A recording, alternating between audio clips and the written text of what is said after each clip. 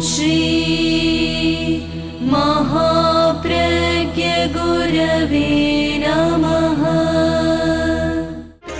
जिसके सांसों में रहता है शाश्वत शांति का स्पंदन, उस महाप्रज्ञ को वंदन, उस महाप्रज्ञ को वंदन। सत्य अहिंसा अनेकांत को अर्पित जिसका तन मन, उस महाप्रज्ञ को वंदन, उस महाप्रज्ञ को वंदन। जिसके सांसों में रहता है शाश्वत शांति का स्पंदन, उस महाप्रज्ञ को वंदन, उस महाप्रज्ञ को वंदन।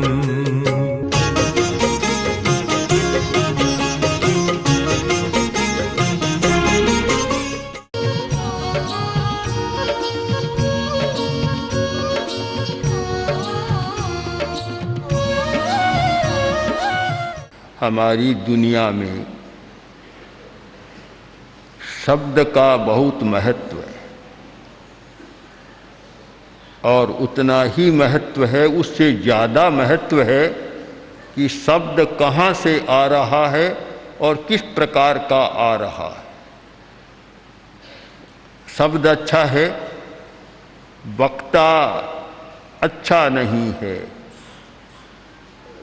कंठ में सरसता नहीं है, या उच्चारण भी सही नहीं है, तो शब्द की महिमा कम हो जाती है और उसके प्रकंपन भी गलत हो जाती है, प्रभावी नहीं रहती।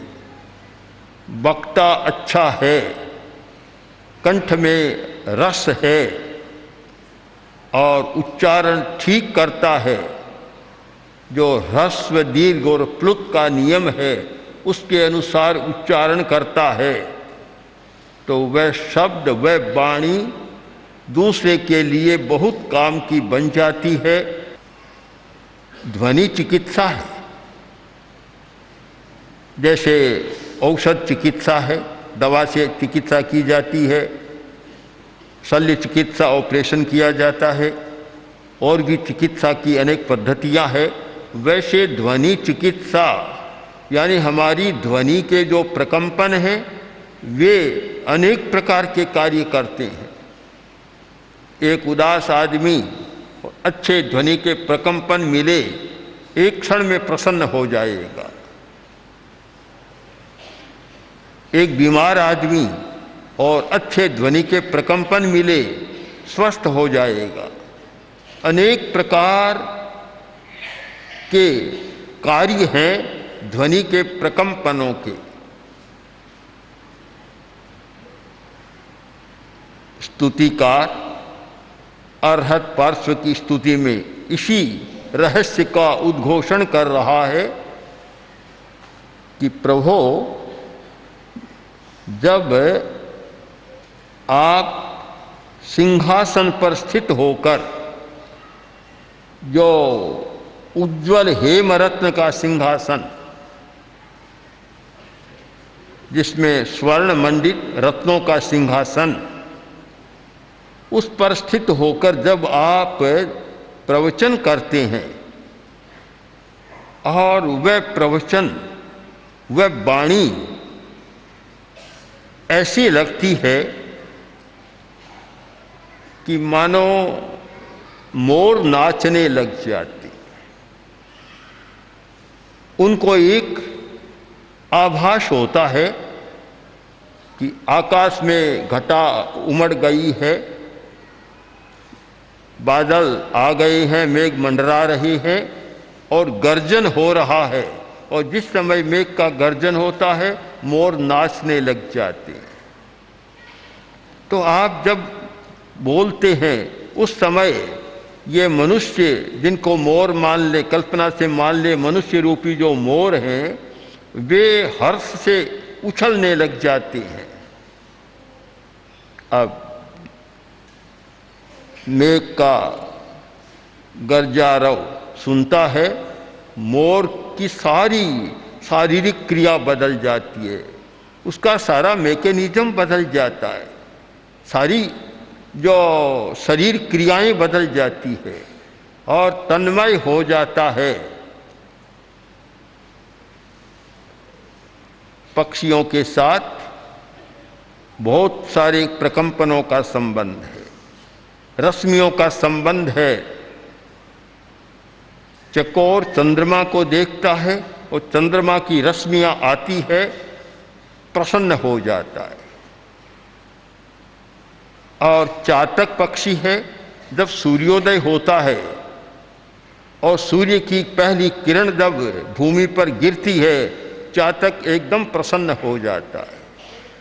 और जब आकाश में ये काली कजरारी घटाएं आती है, वे बादल उमड़ते हैं और जब गरजारव होता है, मोर प्रसन्न हो जाता है। स्तुतिकार ने कहा, प्रभु जब आप सिंहासन पर स्थित होते, अरहत पार्श्व का शरीर श्याम है, नीला वर्ण, श्याम नील वर्ण। तो नील वर्ण, और मेघ का भी वर्ण नील होता है, बादलों का रंग नीला होता है, तो नील वर्ण है। और आप जब देशना देते हैं, नदंतम, जब आपका वह नाद होता है, ऐसा लगता है कि मानो मोर समझ लेते हैं कि चामी कराद्रि शिरसी, उस स्वर्णगिरी के सिर पर बादल आ रहे हैं, गरजारव कर रहे हैं और अब बूंदें गिरने वाली है। चातक ये मोर नृत्य करने लग जाते। कवि ने सिंहासन की बात कही है। सिंहासन एक अतिशय माना गया है। सिंहासन वर्तमान संदर्भ में बीतरा के लिए इस प्रकार के स्वर्णिम रत्न जटित सिंहासन की बात थोड़ी विचित्र लगती है, पर यह एक अतिशय माना गया, विशेषता मानी गई कि ऐसा होता है। हम तो इसका इतना ही लें कि वह कोई स्फटिक का सिंहासन, शिला, पट्टशिला, और उसका एक स्थान बन जाता है, और जहाँ तीर्थंकर बैठते हैं अपने आप वह सिंहासन बन जाता है, सिंहासन के रूप में लगने लग जाता है। और उस पर बैठकर जब बात होती है वह बड़ी महत्वपूर्ण होती है। इस श्लोक का सार हमें इतना ही लेना है कि वाणी में जो चमत्कार है उसका अर्थ समझना है। एक वाणी आती है, प्रसन्न कर देती है, और एक वाणी आती है, प्रसन्न को उदास बना देती है। प्रसन्नता पैदा करना, उदासी ले आना, ये वाणी का चमत्कार है। वाणी में शक्ति है, उसके पीछे हमारी भावना है, उसके पीछे हमारा स्वर यंत्र है, उसके पीछे हमारा कंठ है, और कंठ के साथ जुड़ी हुई एक अंतःक्रिया है, भाव की क्रिया है। इन सब का योग मिलता है तो वाणी में एक जादुई चमत्कार हो जाता है। ऐसे लोगों को देखा कि एक शब्द कहा और सब नत हो जाते। आदेय नाम कर्म का भी इसके साथ संबंध खोजा जा सकता है। आदेय नाम कर्म, नाम कर्म की एक प्रकृति है आदेय नाम कर्म, जिसका उदय व्यक्ति के होता है आदेय नाम कर्म का। उस समय वह जो कहता है सामने वाला नतमस्तक होकर उसको स्वीकार कर लेता है, कुछ बोलता नहीं है। और जिसके आदेय नाम कर्म का उल्टा उदय होता है वह कितनी बकवास करता जाता है, कोई उस पर ध्यान ही नहीं देता। तो तीर्थंकर की वाणी में एक विशिष्टता होती है, आदेय नाम कर्म की विशिष्टता, और भी अनेक विशिष्टता कि वह दूसरों के लिए बहुत आदेय और ग्राह्य बात बन जाती है। आभा मंडल एक विषय है। आभा मंडल भामंडल यानी प्रभा का मंडल, हर व्यक्ति के पास आभा मंडल होता है। ऐसा कोई व्यक्ति नहीं होता जिसका अपना आभा मंडल न हो। आभा मंडल अच्छा भी होता है, आभा मंडल बुरा भी होता है। और एक बड़ा विज्ञान है आभा मंडल का। आज तो बहुत चर्चा हो रही है इसकी, और पश्चिम के विद्वानों ने आभा मंडल को बहुत ही प्रस्तुत किया है और वैज्ञानिक स्तर पर उसकी बड़ी व्याख्या की है। आज ऐसे कैमरों बन गए जो आभा मंडल का फोटो ले सकते हैं। हमारे पास भी एक व्यक्ति आया था, संभवतः ऑस्ट्रेलिया का था। वह बहुत विशालकाय कैमरों लेकर आया था। उसने कहा इसका कैमरा तो मेरे पास बड़ा है, पर वह तो मैं ला नहीं सकता, पूरा कमरा भर जाता है, उसे इतना बड़ा है। पर वह भी हमने देखा बहुत बड़ा था, जिसकी कीमत होती है 50 लाख, करोड़, 2 करोड़, ऐसे बड़े बड़े कैमरों। और आज ये चल पड़े, फोटो लेते हैं।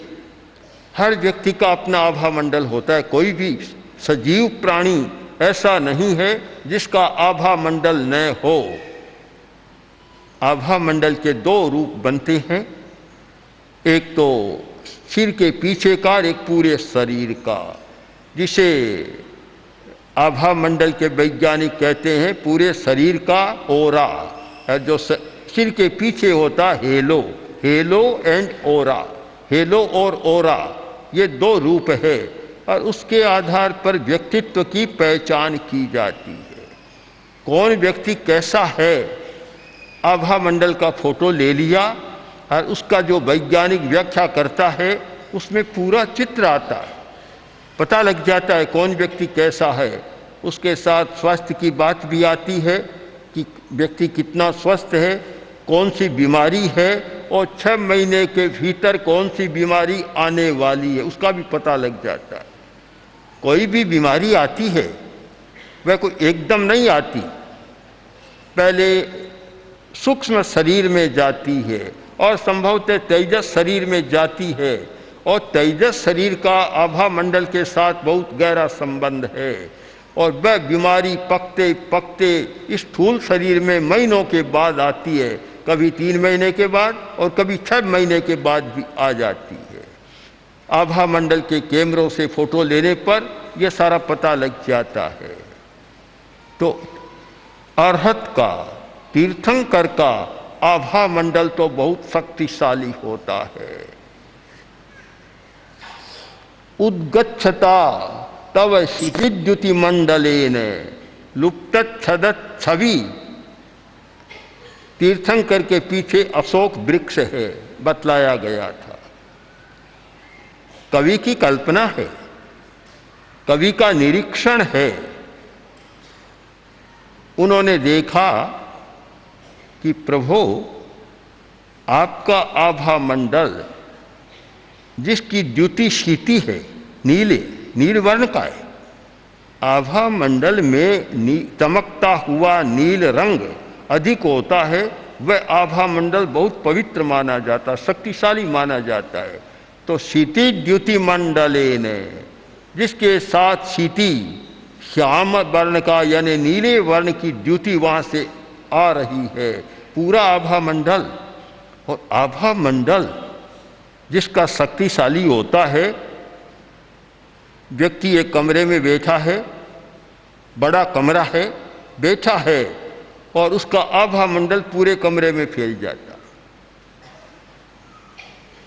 बहुत लोग कहते हैं कि हम एक साधु के पास गए, एक सन्यासी तपस्वी के पास गए, जाते ही हमें बड़ा शांति का अनुभव हुआ। वह शांति कहाँ से आती है? वह कहने वाला मिथ्या बात नहीं कह रहा है, सही बात कह रहा है। हमें उस कारण को समझना है कि जिस आत्मा का आभा मंडल पवित्र होता है, शक्तिशाली होता है, उसके पास एक दुखी आदमी जाता है, जाते ही सुखी बन जाता है, दुख को भूल जाता है, शोक संताप को भूल जाता है। हमने अनेक बार देखा कि पूज्य गुरुदेव के पास कुछ लोग आते,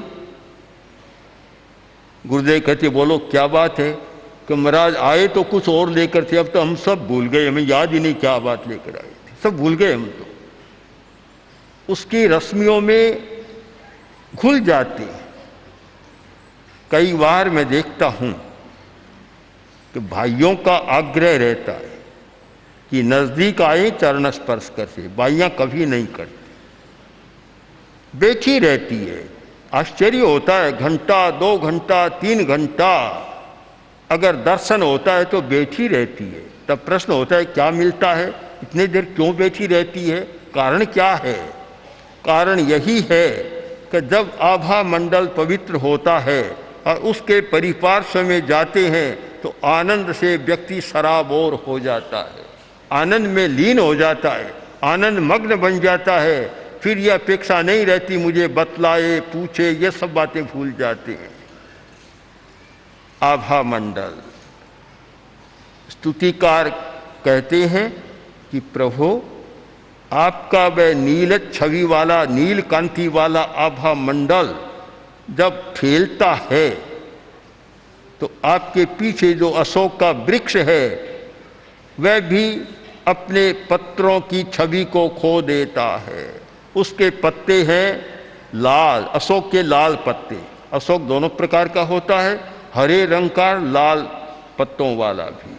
तो जो लाल पत्र वाला अशोक है आपके पीछे है, किंतु जब आपका वह नीले रंग का आभा मंडल की आभा रश्मियां जाती है वह अपने राग को खो देता है। राग का अर्थ रंग, राग और रंग, अपने राग को खो देता है, वह लाल की जगह नीला बन जाता।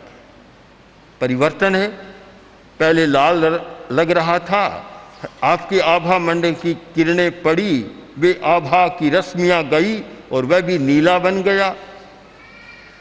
स्तुतिकार कहते इसमें क्या आश्चर्य है, यह तो सानिध्य का प्रभाव है, सानिध्य की महिमा है।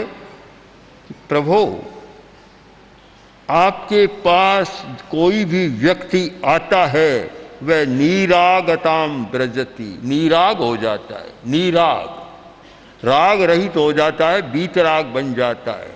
अब राग शब्द के 2 अर्थ होते हैं। राग का अर्थ है रक्ति, आसक्ति, अनुरक्त होना, आसक्त होना, और राग का एक अर्थ है रंग, रंग, रंगीन होना। अगर अशोक का वृक्ष अपने रंग को खोकर नीराग हो जाता है, इसमें कोई आश्चर्य की बात नहीं, मनुष्य भी नीराग बीतराग बन जाता है। जो आपके आभा मंडल के पास आकर बैठता है वह नीरागताम ब्रजति, नीराग बन जाता है, यानी राग मुक्त हो जाता है। संसार के बंधनों में जहाँ पदार्थ का संबंध है राग द्वेष पैदा होता रहता है। व्यक्ति के साथ राग, वस्तु के साथ राग, और राग उत्पन्न होता रहता है, भीतर में है, निमित्त मिला और उत्तेजित हो जाता है, उद्दीप्त हो जाता है। किंतु आपके आभा मंडल का प्रभाव है नीरागताम ब्रजति, वह बीतराग बन जाता है, राग रहित हो जाता है। कवि ने बहुत सुंदर कल्पना की है, अशोक के पत्तों का रंग बदल जाना और व्यक्ति की चेतना का रंग बदल जाना। आखिर राग रंग ही है, चेतना का रंग बदल गया। जो चेतना पदार्थ में आसक्त थी, मूर्छावान थी, उसकी मूर्छा टूट गई, परिवर्तन हो गया। तो चेतना का रूपांतरण बहुत कठिन काम है, बहुत कठिन। स्वभाव का बदलना हम मानते हैं बहुत कठिन बात है, आदतों का बदलना बहुत कठिन बात है। उपाय खोजे जा रहे हैं कि कौन सा उपाय काम में लें जिससे हमारी चेतना का रूपांतरण हो, बदल जाए, क्रोध की चेतना का रूपांतरण हो और सहज क्षमा का विकास हो जाए, अहंकार की चेतना का रूपांतरण हो और सहज विनम्रता का उदय हो जाए, लोभ की चेतना समाप्त हो और संतोष की चेतना जाग जाए। कैसे हो सकता है? अनेक कारण हैं, अनेक साधन हैं। हो सकता है उनमें सबसे सरल उपाय आचार्य ने बतलाया सान्निध्य। सान्निध्य उपाय है, ध्यान करो, चेतना का रूपांतरण होगा। कायोत्सर्ग करो, चेतना का रूपांतरण होगा। अनुप्रेक्षा का प्रयोग करो, चेतना का रूपांतरण होगा। पर घंटों तक बैठे रहो, रोज करो और लंबे समय तक करो, महीना, 2 महीना, 4 महीना, 6 महीना, तब वह आदत बदलती है। एक दिन में नहीं बदल जाती, इतना परिवर्तन होता है। अब जब प्रश्न हुआ कि प्रभु ये तो सब बड़े जटिल उपाय है, कष्ट साध्य उपाय है, कितनी कठिनाई के साथ हमें काम करना पड़ता है, कष्ट साध्य है, हमें तो सीधा रास्ता कोई बताओ। सीधा रास्ता क्या है कि चेतना का रूपांतरण हो जाए। स्तुतिकार ने इसका उत्तर दे दिया कि सीधा उपाय है अरहत का सान्निध्य।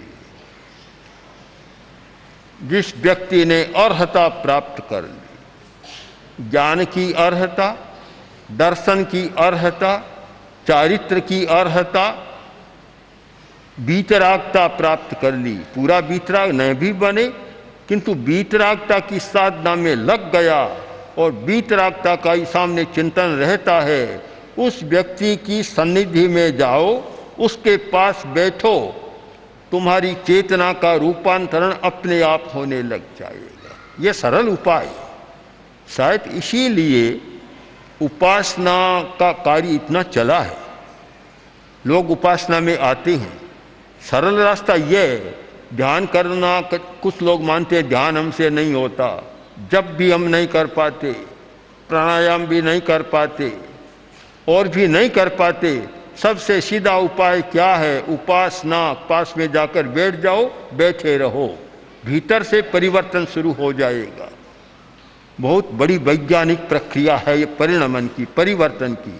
तो यह एक स्तुतिकार ने स्तुति के माध्यम से एक बहुत ही आध्यात्मिक और वैज्ञानिक तथ्य का आविष्करण किया है कि एक सानिध्य से कितना परिवर्तन होता है कि आपके पवित्र आभा मंडल की सन्निधि में जो व्यक्ति आता है वह सहज ही कोई विशेष क्रिया किए बिना ही नीराग और वीतराग बन जाता है।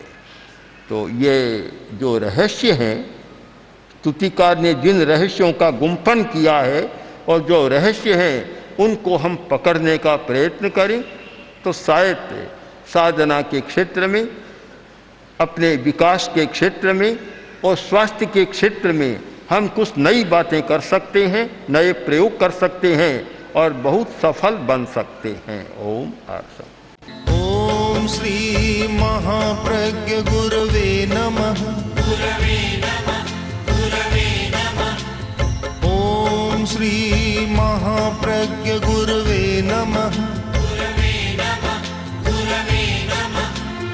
ओम श्री महाप्रज्ञ गुरवे नमः। गुरवे नमः। ओम श्री महाप्रज्ञ